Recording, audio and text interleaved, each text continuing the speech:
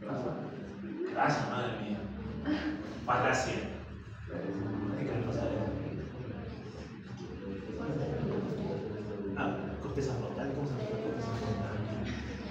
Cerebral. Bueno, este es el cerebro. Este es el cerebro. ¿Y si este es el cerebro, qué será esto? Las meninges. Las meninges, ¿no? Pues eso de las meninges. Claro, por eso tiene vasos. Tejido conticular. Es un pedazo de una de las meninges. Ya.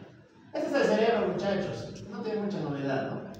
Vamos a reconocer sobre todo sus capas, ¿no? Como les decía, las capas son más diferenciadas. La que mejor se distingue es la capa número 1, que se cuenta que tiene una densidad celular menor con respecto a las demás, ¿no?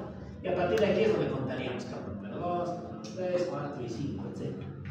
Bien. Sobre todo, el criterio utilizado para diferenciarlas es lo que les contaba en clase, ¿no? La forma de la célula. Dense cuenta que hay unas células que son mucho más redondeaditas como estas, ¿no? Estas son células granulares, que se van a encontrar en las capas número 2 y capas número 4. Pero dense cuenta que hay otras que son piramidales, tienen forma triangular. Estas son piramidales y estas se van a encontrar en las capas 3 y 5. Y a partir de ahí es donde comenzamos a hacer números. Entonces, esta es la 1, la 1 tiene que ser la capa número 2, esta tiene que ser la capa número 3 y la 4 tiene que estar por acá. Esta correspondería a la capa número 4. Estos son vasos. Y esta es la capa número 4, células redondeadas. Y dense cuenta que aquí empiezan a aparecer unas células de gran tamaño. Estas son las células piramidales de Betz, ¿no? Las de la capa número 5. Estas y demás. Muy bien. ¿Qué os puedo contarles aquí?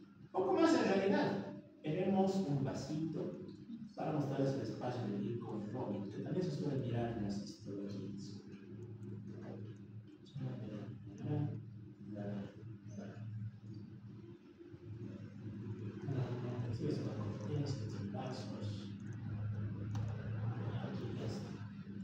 Este es un vaso sanguíneo. Fíjense que la luz del vaso todavía contiene algo de sangre.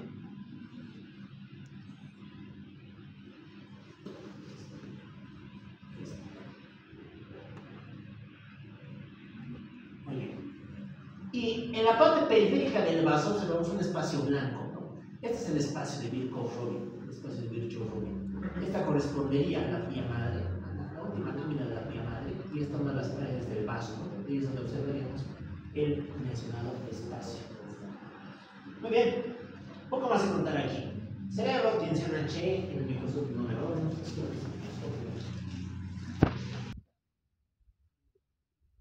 ¿Qué es esto? Cerebelo, muy bien. Bueno, el cerebelo es bastante fácil de identificar. ¿Por qué? Porque reconocemos la morfología de su capa número 2, ¿no? ¿Qué célula es esta? Purkinje, exacto, ¿no? La capa de células de Purkinje. Muy bien. La célula de Purkinje es esta, es una célula de gran tamaño, ¿no? Multipolar, que va a conformar ella solita la capa número 2. Por debajo también encontramos la capa granulosa, por otro lado la capa molecular. Aquí es donde están las células trepadoras, las mucosas, las células canastas, granulares y demás cosas. Ya, muy bien. Recordamos que estas mandan axones que tienen una orientación, ¿no? Que tienen un sentido. Ese sentido es el de ser inhibidores. Todavía no lo han visto, lo van a mirar en neurofisiología, pero la célula de Purkinje es bien importante para controlar la amplitud del movimiento, por eso es inhibidora. Evita que hagas movimientos muy exagerados en distintas situaciones, en distintas circunstancias. Ahí, esta es una célula de Purkinje. Ahí. Bueno, aprovechamos esta célula para identificar algunas de sus características multiestructurales. Recordemos que la neurona en general tiene una porción más dilatada, este es su soma, y tiene una prolongación más larga, este es su axón. Fíjense que el axón y el soma tienen como unas líneas, ¿no? como unas rayas. Esos son los neurofilamentos, las estructuras que están formadas por filamentos intermedios. En la parte central del soma observamos el núcleo, y este núcleo tiene muchos puntitos, los nucleolos, ¿no? Y alrededor del núcleo hay una sustancia morada, ¿no? Un tanto más basófila. ¿Qué sería esto?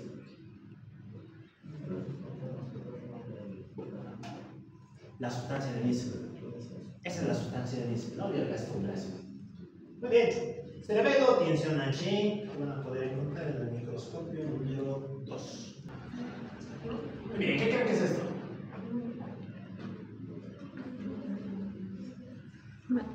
Ahí nada. Con esto ya se podría perfectamente reconocer lo que es. No, no es el cerebro. No hay capa número 1.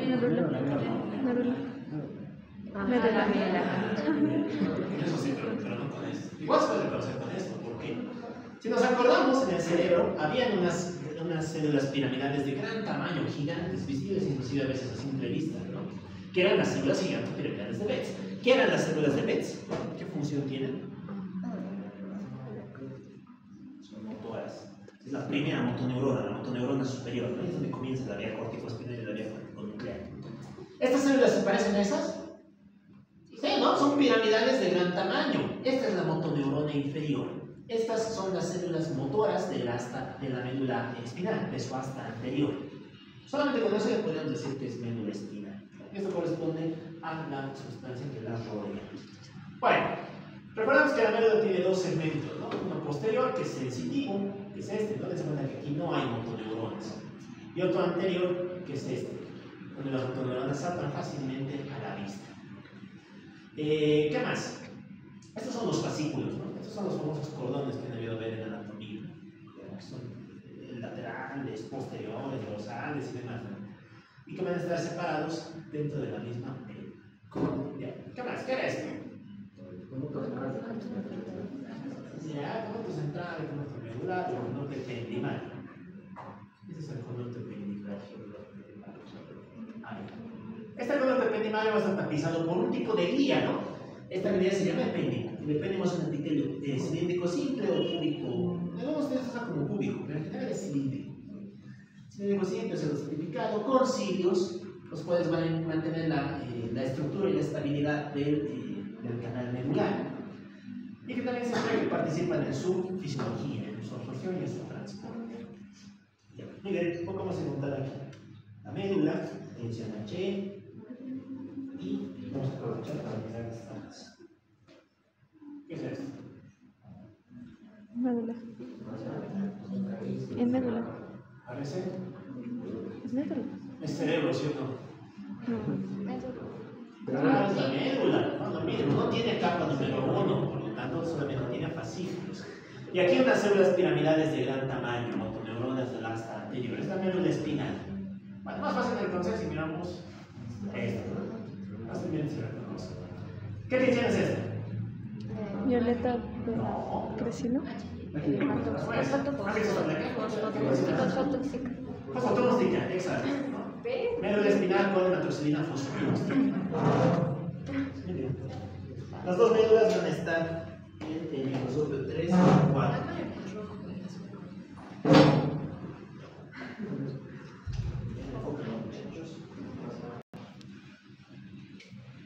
Ya, ¿qué es esto? Ganglio de la raíz dorsal. ¿Qué corte? Transversal. Transversal, muy bien. No, recordamos que el nervio se puede estudiar en dos cortes. Digamos que es el nervio, ¿no?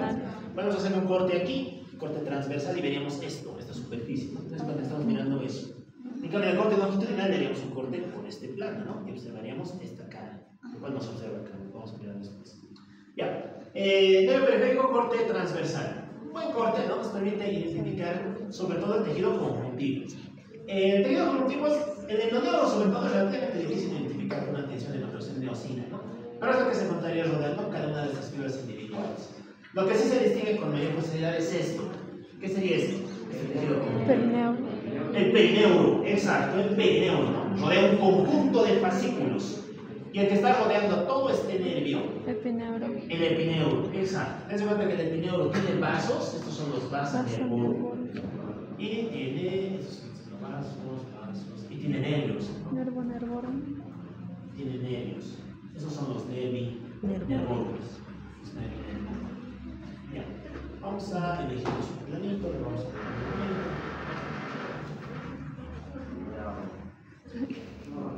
muy bien, ¿qué es esto?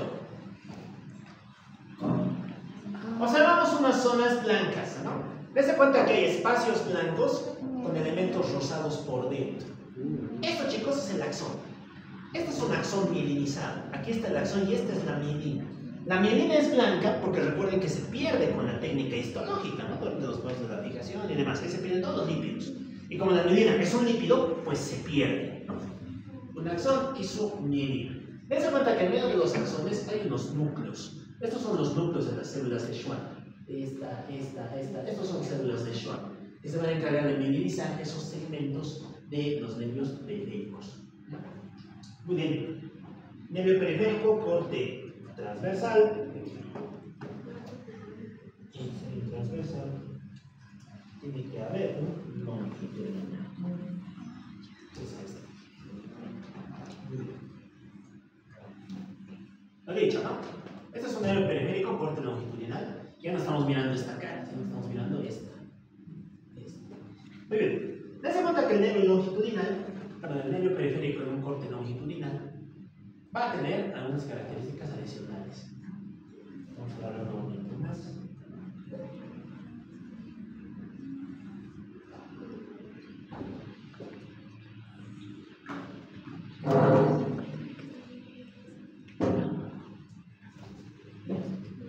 Muy bien. Para empezar, vemos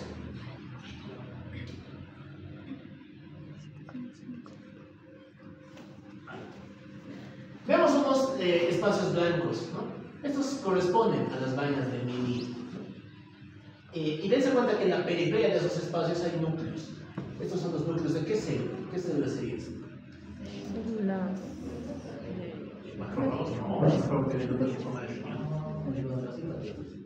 No, la célula de Schwann. Claro, si esta es la mielina, esta tiene que ser la célula de Schwann, ¿no? Los núcleos de las células de Schwann. Muy bien, dense cuenta que lo que rodea al axón no es una estructura lineal, tiene porciones rectas y pequeñas depresiones. Recto se deprime, recto y se deprime. ¿Qué tiene que ser esto? Exacto, estos son los nodos de Rambier. Los nodos de Rambier que van a permitir la conducción saltatoria. Y dense cuenta que dentro de la vaina de mielina observamos unas zonas como rasgadas, no son mucho más pálidas, estas o estas. ¿Qué sería esto? Las incisuras de Schmidt-Lantermann. Exacto, esas son las incisuras de Schmidt-Lantermann. Lo he dicho, ¿no? Son espacios de citoplasma que están en medio de la mielina. Por eso es que se ven de un color diferente. Muy bien. Schmidt-Lantermann. Desde luego se ven mejor con tensiones específicas para mielina, ¿no? Pero también se pueden reconocer tamaños en neoceno. Ya.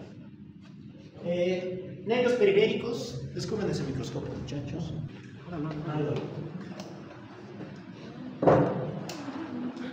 ¿Para qué se ve el malo?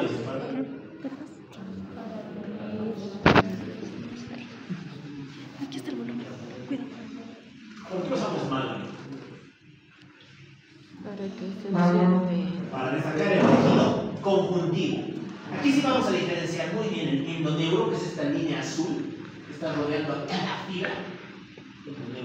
Este es el perineuro, rodea al fascículo, conjunto de haces, y finalmente el epineuro, ¿no? Que es toda esta membrana azulada que está rodeando todo el axón. Muy bien, no tiene mucha más novedad. Y en el corte longitudinal, vamos a mirar lo mismo.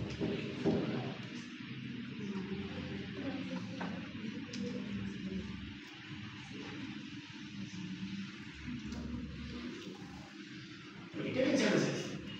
Azul de retina. Malo de colores. Azul.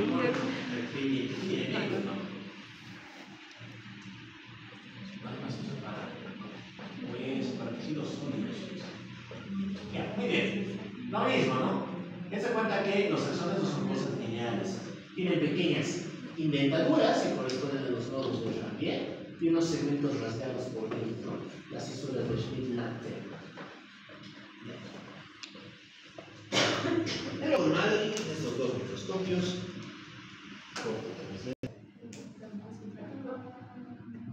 ¿Cuál? El nervio simpático. Ya podría ser, ¿no? Aquí depende sobre todo de dónde lo extraigamos. Es un nervio periférico. ¿No? Un nervio periférico. ¿Cómo sabemos que es un nervio periférico? Tiene una cápsula. lo cual no tiene los nervios periféricos. Tiene una cápsula y tiene estas células de gran tamaño. Estas células con un citoplasma bastante prominente, ¿no? Muy marcado, corresponden a las células ganglionares. Estas son las células ganglionares. Qué bonitas. Dense cuenta que la célula ganglionar es como un sol, es una célula grande y a su alrededor están orbitando sus satélites. Estas células son chiquititas. ¿Qué células serían estas?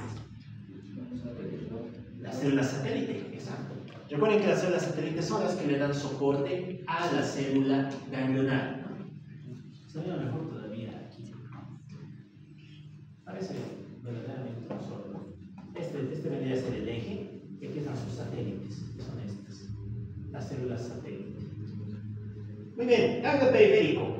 Nada más. En el microscopio número 9, ¿no? Entonces vamos a enfocar directamente aquí.